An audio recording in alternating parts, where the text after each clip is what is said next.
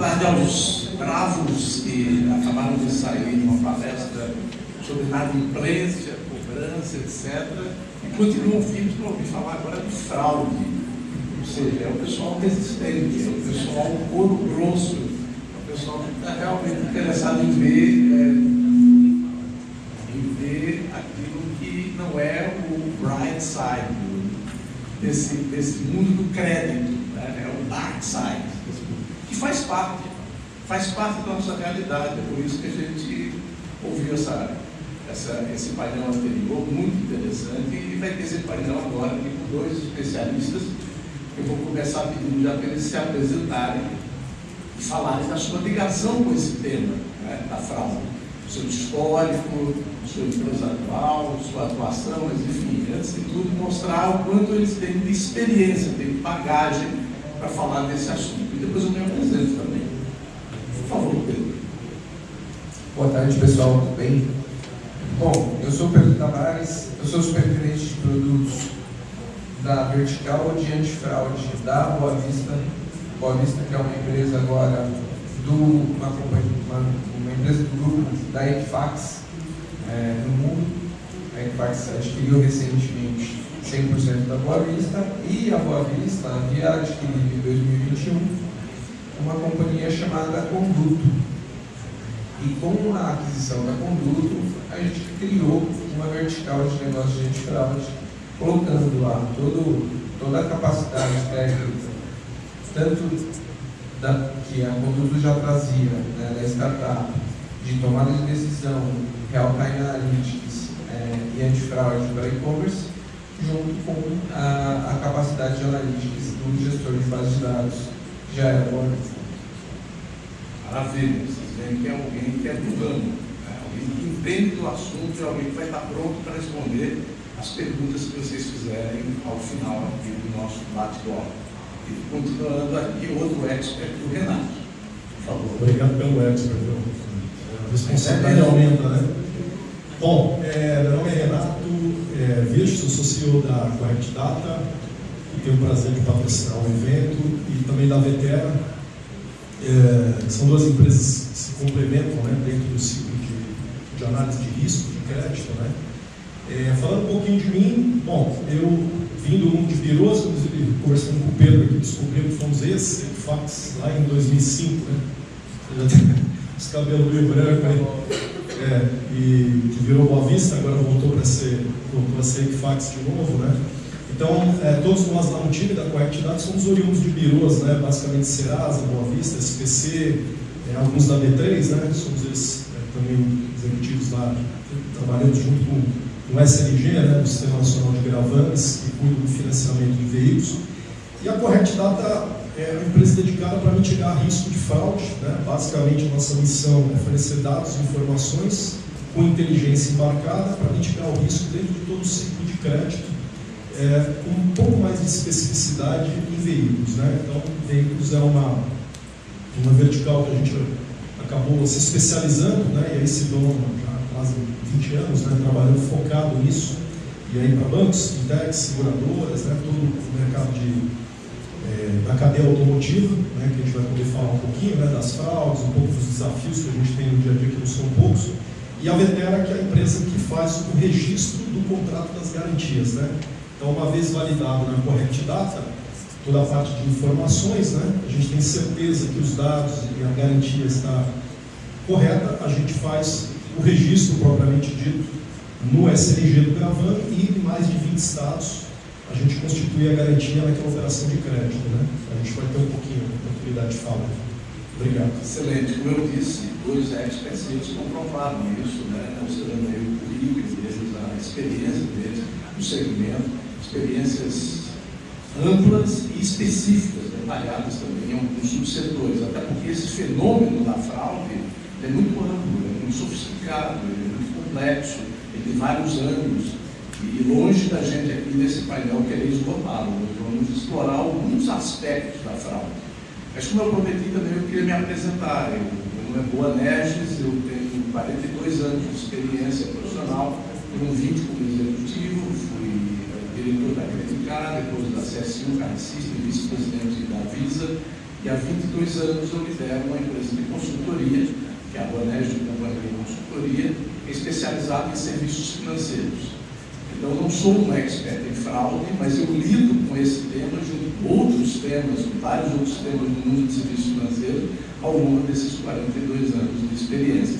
E meu papel aqui, ainda bem que não sou um expert, meu papel aqui é ajudá-los a levantar a bola para eles chutarem no gol. Ou seja, são eles que vão nos ajudar aqui a compreender melhor o contexto atual, tendências, possibilidades, nuances desse mundo da fraude.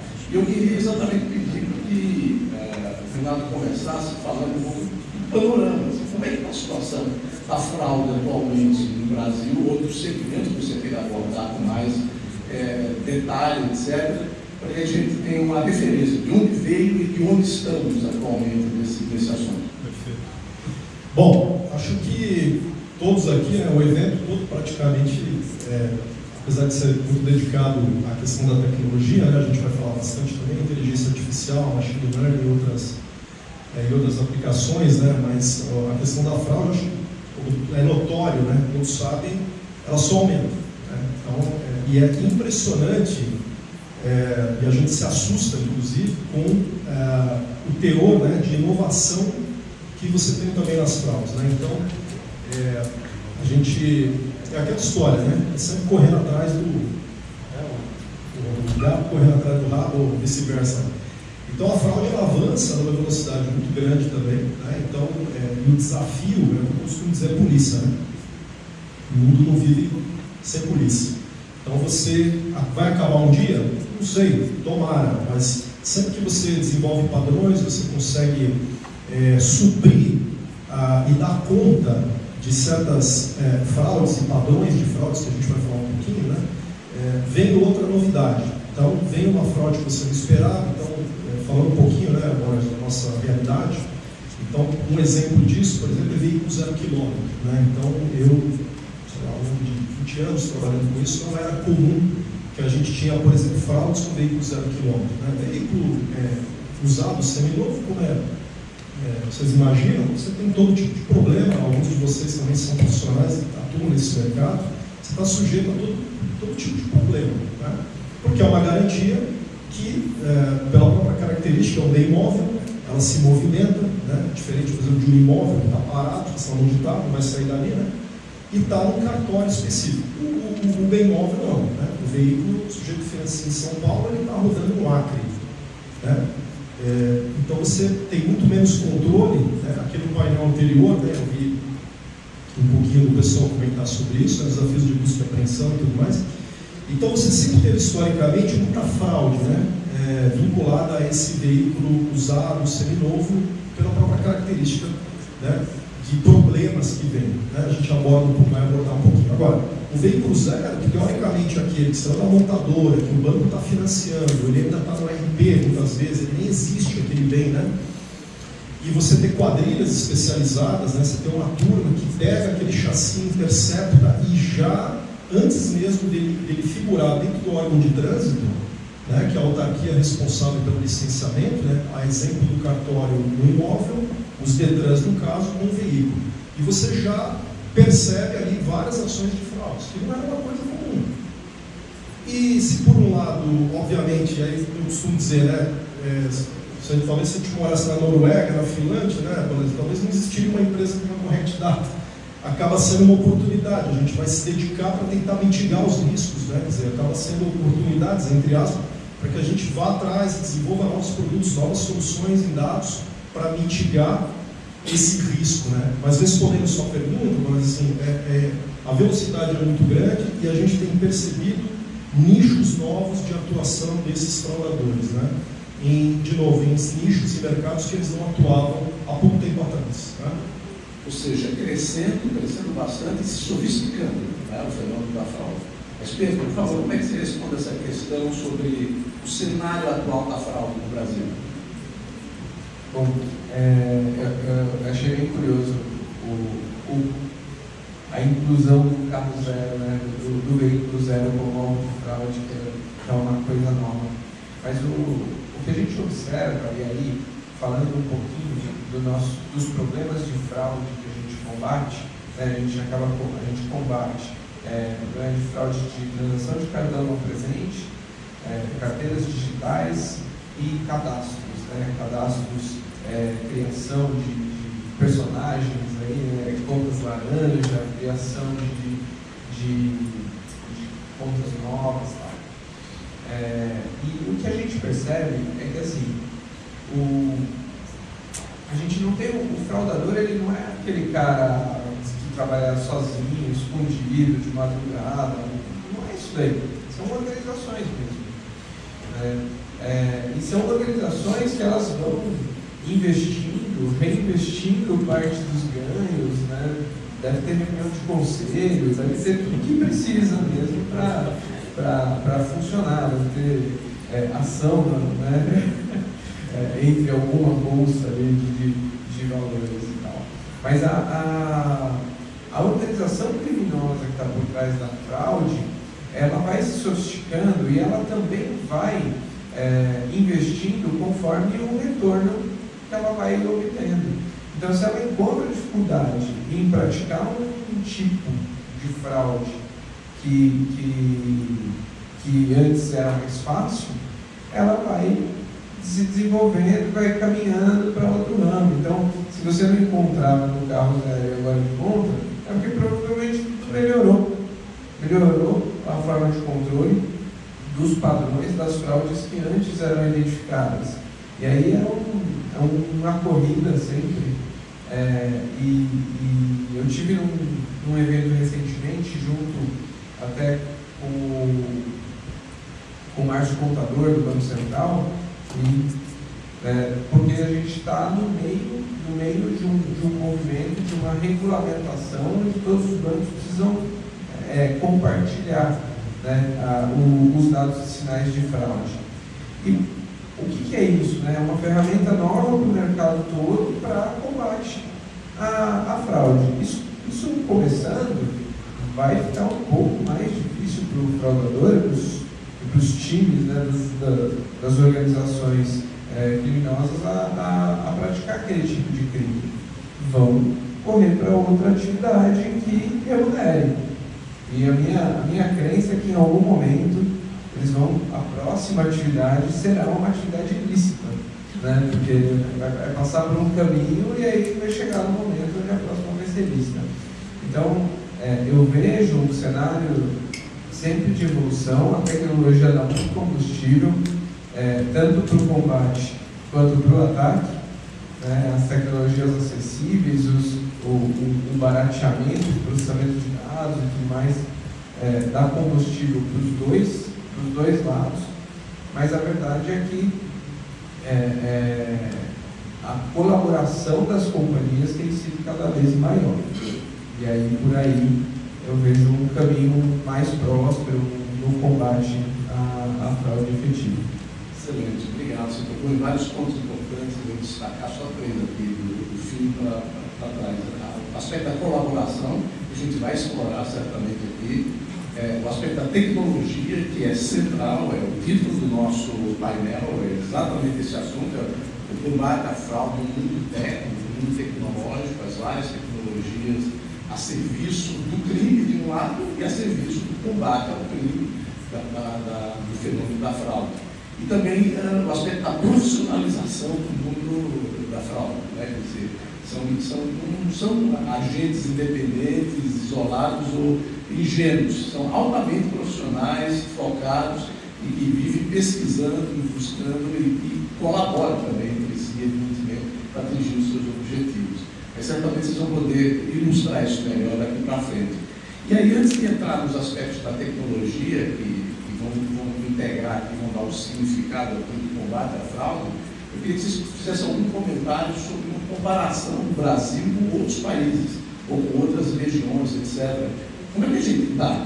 Eu até tenho a minha visão, mas eu queria que vocês passassem a visão de vocês, as referências de vocês, para o nosso público aqui. A minha percepção é de que nós estamos pior. Muito pior? Sendo bastante pragmático. Muito pior. Não sei o quanto pior, viu? Numa escala de 0 a 10. Pior é garantido. Eu tenho a impressão que sim. Aliás, a gente tem números, né? Tem estatísticas aí que mostram, né?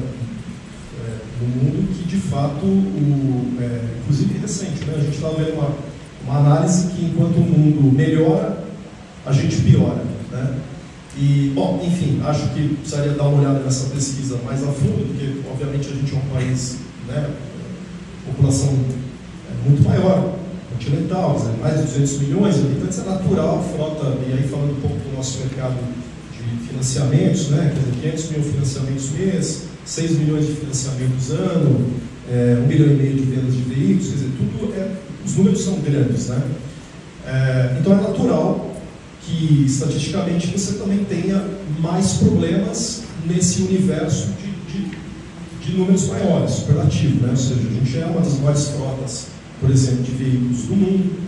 É natural que você tenha um percentual maior mesmo, mas a minha percepção é de que a gente ainda precisa avançar muito, apesar da agenda de tecnologia, né? A gente vai falar, e tem falado de inteligência artificial, machine learning e outras tecnologias, ela ainda é um pouco incipiente. Acho que a gente chegou agora nesse momento, né, de chat GPT e novidades que provocaram e nos provocam, né, a reflexão, e talvez a gente faça com que as agendas de desenvolvimento de produtos nas empresas, né, as nossas e outras, independente do porte, sejam ainda mais aumentadas, né, e avançadas numa velocidade ainda maior, mas eu tenho a impressão que é uma guerra que a gente tem que tomar mais à frente, né? E quando a gente vê, né, a sofisticação dessas quadrilhas, né, como o Pedro bem colocou, é preocupante, porque antigamente os erros, e eu me lembro de algumas empresas parceiras que trabalham com documentoscopia, talvez alguns de vocês aqui trabalhem, sejam desse ramo, você pegava padrões, por exemplo, mais grosseiros. A fraude ela tendia a ser mais grosseira, como o Pedro bem colocou. E hoje em dia não.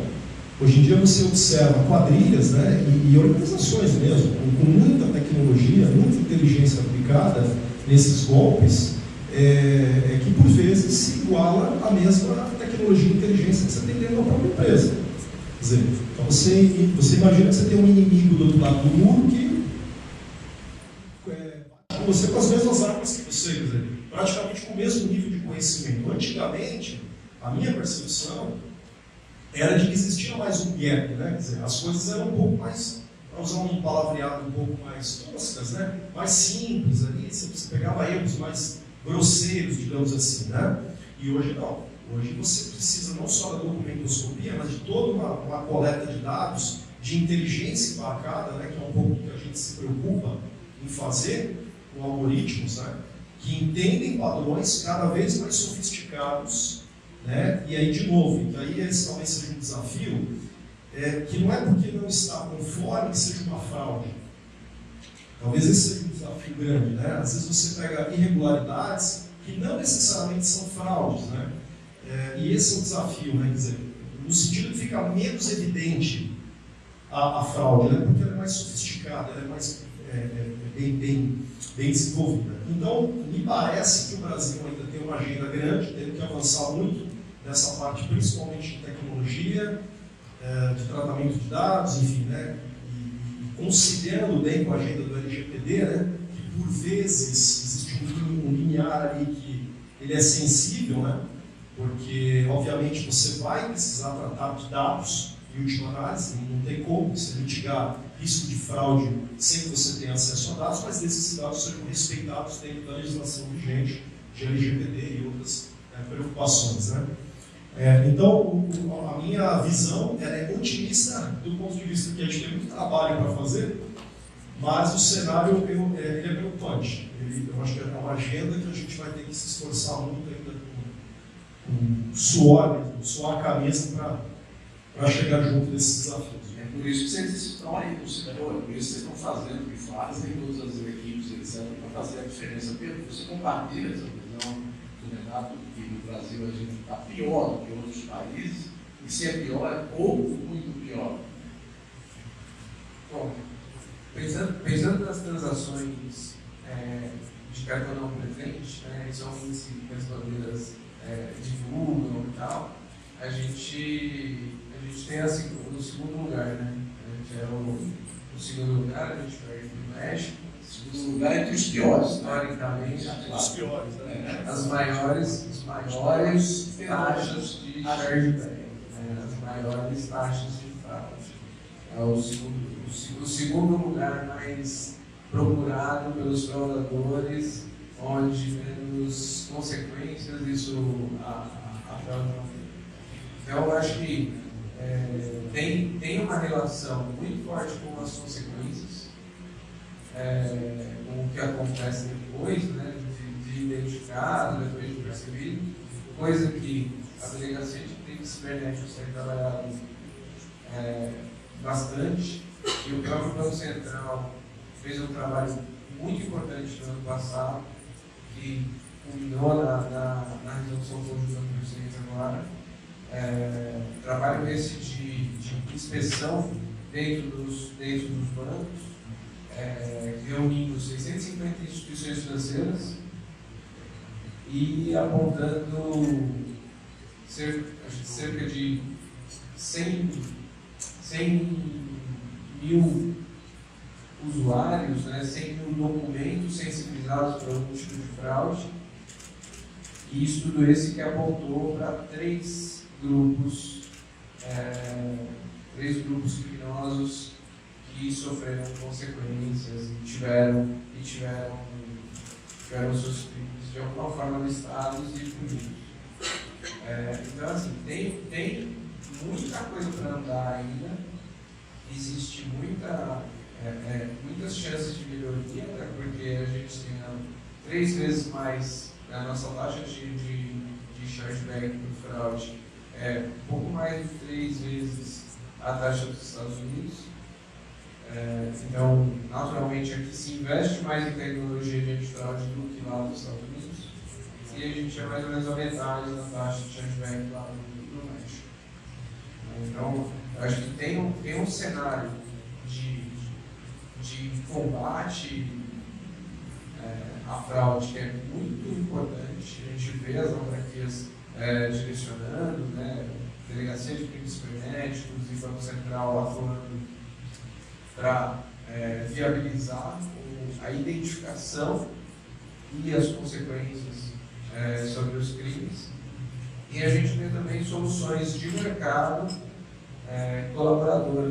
colaborativas aí, e entre os mercados. Então, é possível já trazer conhecimento, informação, padrões e identificação de pessoas da internet, do mundo online, para ajudar na tomada de decisão do mundo offline. Então, esse tipo de intercâmbio também vai enriquecer, vai facilitar um pouco a detecção, o lado da detecção da fraude. Muito obrigado, excelente.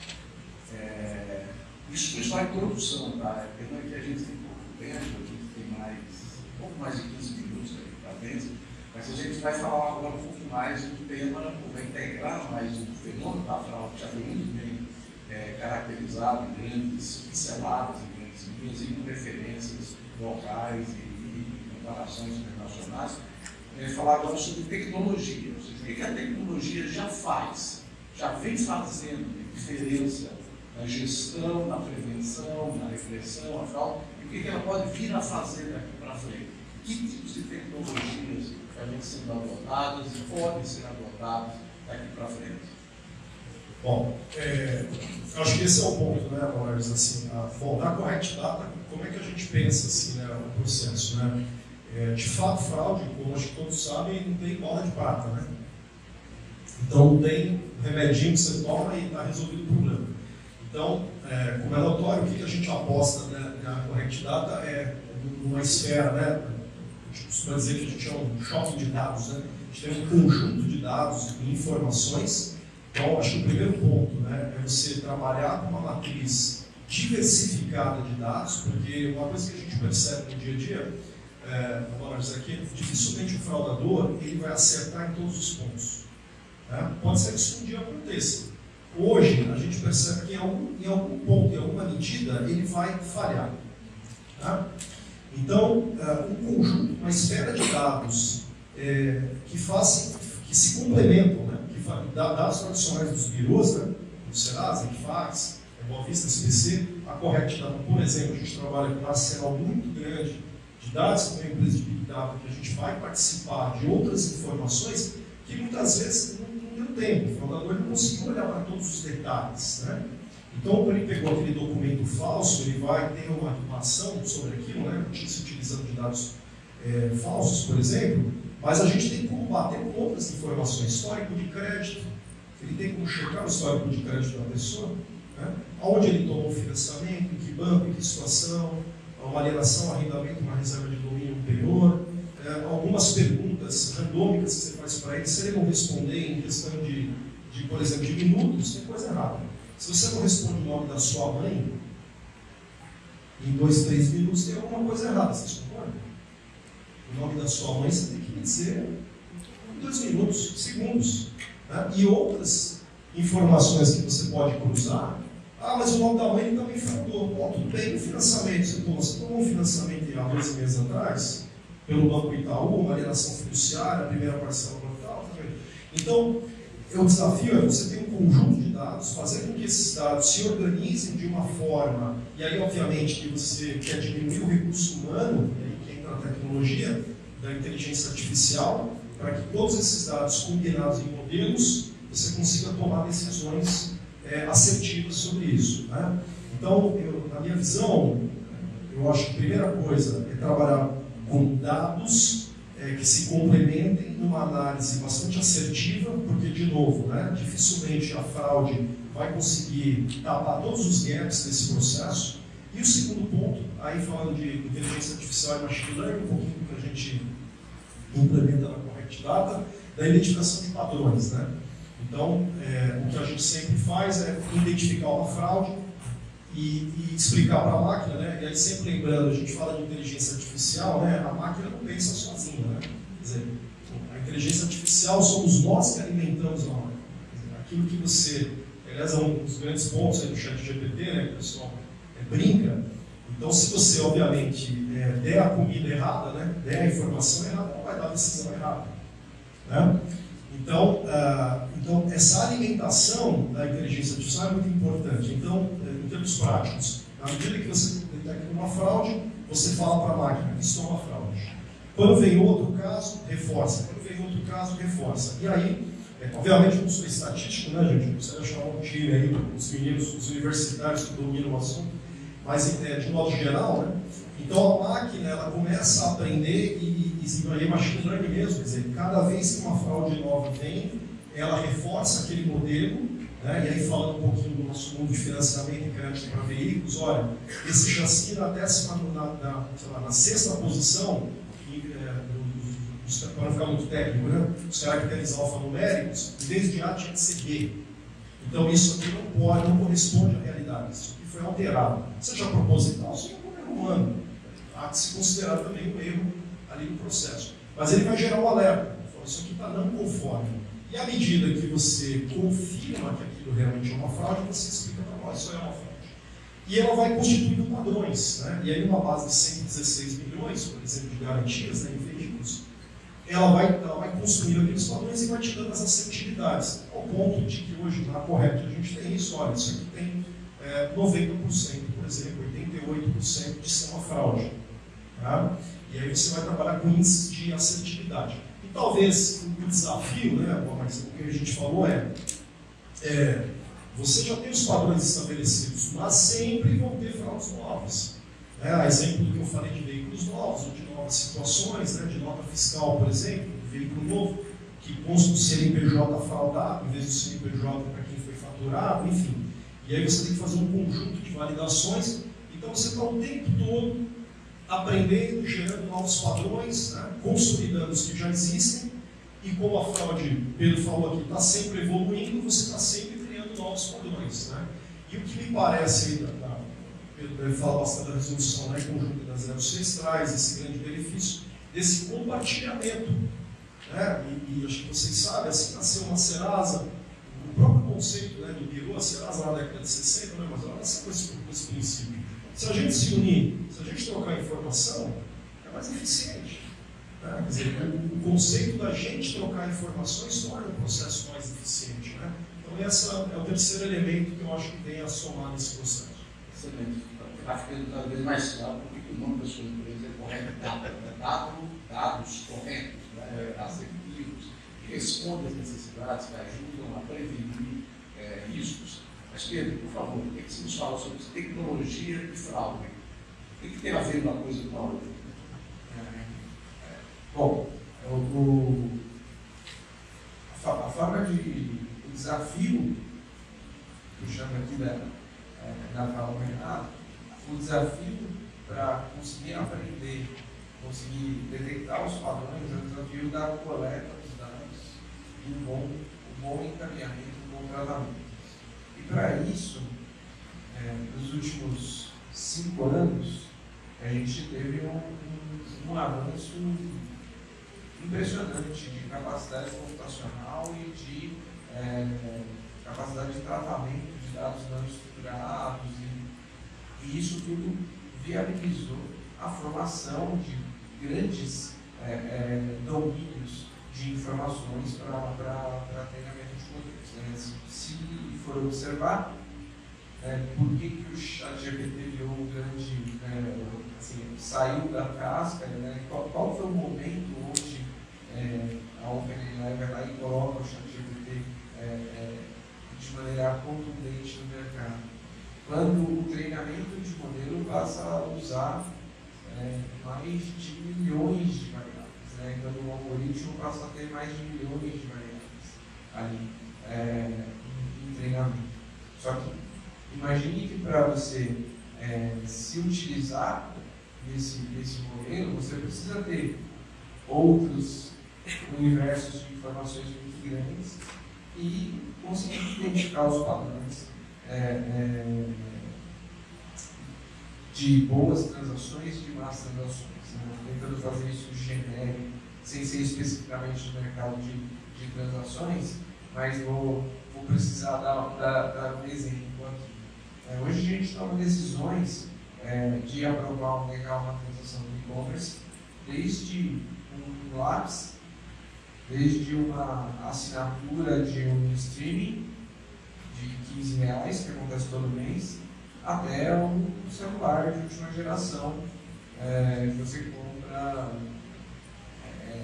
em uma transação pessoal para você, ou que uma empresa está comprando para distribuir para 10, 15, 20 funcionários. Isso tudo vira uma transação de e-commerce. E como que você diferencia a transação boa da ruim? A gente coleta e em real time a gente calcula mais de 4.000 features do comportamento da navegação e da transação e relaciona isso com todo o efeito de rede de todas as decisões que a gente já tomou, cerca de 2 milhões de decisões todos os dias. Então, imagina o universo de informações que a gente consegue tratar para decidir uma única transação, que pode ser a transação de um lápis. Uma margem ridiculamente baixa, com caro custo de transação. Se você pensar a transação de R$10.000 de um aparelho celular de última geração, cabe botar ali alguns reais, dezenas de reais de custo para combate à fraude. Mas e um lápis? E R$5 de V-Bucks dentro do joguinho lá. Caro. E a gente faz um fraude mesmo assim. Por quê? Porque a gente consegue estruturar e consumir essa quantidade de informações para que tome a decisão muito rápido. O efeito rede, ou seja, todas as decisões que eu já tomei até hoje, me ajudam demais a tomar a próxima decisão. E esse efeito rede é um efeito rede que pode ser colaborativo entre as empresas. E aqui é que a gente tem que se posicionar. Como que eu faço? O efeito rede de todas as decisões que eu tomei, eu consegui entregar dentro dos mecanismos de antifraude com os outros negócios. Então, eu acho que a tecnologia hoje viabiliza isso. A gente tem redes de informação bem estabelecidas, autogeridas, existe aí o blockchain estabelecido, sólido e capacitando a colaboração sem romper a barreira da privacidade sobre os dados. Então, eu vejo aqui a tecnologia caminhando para que a colaboração seja viável, rentável e que só mesmo agrida, só mesmo prejudique o negócio ilícito, né, de fraudes. Excelente. Na realidade, caminhando aqui para o final desse nosso papo, nós só temos 5 minutos, na realidade. Então, eu vou fazer, na realidade, a minha última pergunta aqui, porque eu acho que é importante entender esse fenômeno da cooperação, da colaboração. Em que medida a gente está bem avançado? Tem até uma resolução sobre isso, a pergunta número 6, do Conselho Conjunto, do Banco Central, do CNM, etc. Mas em que medida a gente avançou já nessa área, ou que a gente pode avançar mais? E independente da regulação, quer dizer, não só por obrigação de compartilhar dados, de compartilhar experiências e a gente ser mais efetivo, mas fazer isso também de uma maneira espontânea ou independente. Que aí é uma área onde a gente tem muito que ganhar, né? Se cada um dos agentes que está dentro desse mercado trocar de alguma maneira. Eu queria ouvir vocês dois sobre cooperação. Vou tentar ser breve, professor. Bom, acho que a gente começa, a Conduto ela criou um evento anual chamado Fraud Day. Então, é um evento onde todos participam. A gente leva para o palco muitos cases, participando com esse evento, e para falar de fraude, para falar de como combater a fraude no mercado. A gente está indo para o quinto evento, que vai acontecer em maio do ano que vem. E o Banco Central, ele colocou a regulamentação dos outros 6, que vai entrar em vigor agora dia 1º, e que obriga o compartilhamento do sinal de fraude. Só que esse é um movimento que sempre há muito tempo acontece, porque no próprio Fraud Day a gente vê que não há profissional de risco de nenhuma organização que não tenha alguns grupos de contatos com os quais compartilham os casos para entender se bateu lá também, né, se o mesmo fraudador bateu aqui, bateu lá. Então, o Banco Central está estabelecendo e está normatizando esse cerco e colocando todo mundo na mesma piscina, digamos assim. Tá? Então, acho que é nesse nível que a gente está, deve entrar em vigor agora dia 1º. Vai entrar em vigor, né? Que o Banco Central resolva adiar agora, mas não adiou até agora. No dia 1º começam os compartilhamentos e em fevereiro se estabelecem uma porção de outras regras aí para controle de SLA de resposta e como o funcionamento dessa rede de compartilhamento. Então, um movimento bem-vindo, né? Você está muito bem no mercado. Algum comentário sobre isso? Não, eu acho que rapidamente, o nosso tempo está esgotado, né? Acho que é isso, o compartilhamento é fundamental, né? Se você pegar na nossa história, deu o exemplo aqui da Serasa, né? Pela própria criação da companhia lá na década de 60, com esse intuito, né? E a gente que passou um pouquinho por Birô também, o Avis sempre teve essa ideia dos grupos, né? De factorings e outros grupos em que se entendia que o compartilhamento era muito poderoso, né? O compartilhamento era uma ferramenta bem eficaz, né, contra a fraude, porque você torna o conhecimento linear, né, entre todos os players, né. E um exemplo que me ocorreu agora, por exemplo, o próprio nascimento do SNG, que é o Sistema Nacional de Gravantes, que hoje é operado pela B3, né, começou lá com a Gravantes.com, GRT Solutions, CETIP, e agora está com a B3. Para que ele existiu? Justamente por isso, porque eles percebiam que a fraude, por exemplo, o carro era financiado em São Paulo, mas ele ia lá para Roraima. Quer dizer, e você não tinha como ter o controle. E aí o fraudador, o que ele fazia? Ele tentava financiar o carro mais de um credor, né? Eu tomei um financiamento com o Itaú, eu vou tomar com o Bradesco, vou tomar com o Santander, né? Com outros bancos. Por quê? Porque os bancos não sabiam, né, do histórico dele. Então, no momento que você cria uma base única de compartilhamento de dados, o banco que ele tenta fraudar vai dizer, peraí, mas você já tomou o financiamento dessa garantia no outro agente financeiro, né? Então ele está travado, ele já foi objeto de garantia numa outra operação de crédito. Você está querendo fazer uma fraude. E isso era comum, né? Mas ele atravessava a fronteira e tentava tomar o crédito numa outra instituição financeira que, sem visibilidade, né, desse compartilhamento de dados, acabava muitas vezes dando um segundo, terceiro, quarto crédito para aquela operação dentro da mesma garantia, seja uma fraude clássica. Então o compartilhamento ele é fundamental, né? A resolução conjunta 006 e essas iniciativas, né, além da tecnologia e dos dados, ela é fundamental justamente para você compartilhar aquele histórico de dados entre todos os players do mercado. Obrigado, Renato. Obrigado, Pedro. Foi um prazer aqui aprender com vocês dois especialistas. Espero que vocês tenham apreciado também essa nossa troca de ideias. Pena que a gente não tenha mais tempo para perguntas de vocês, mas, por favor, imagino que os dois especialistas terão o maior prazer em responder se vocês nos procurarem aqui na sequência. Muito obrigado, então. Uma boa tarde, bom evento.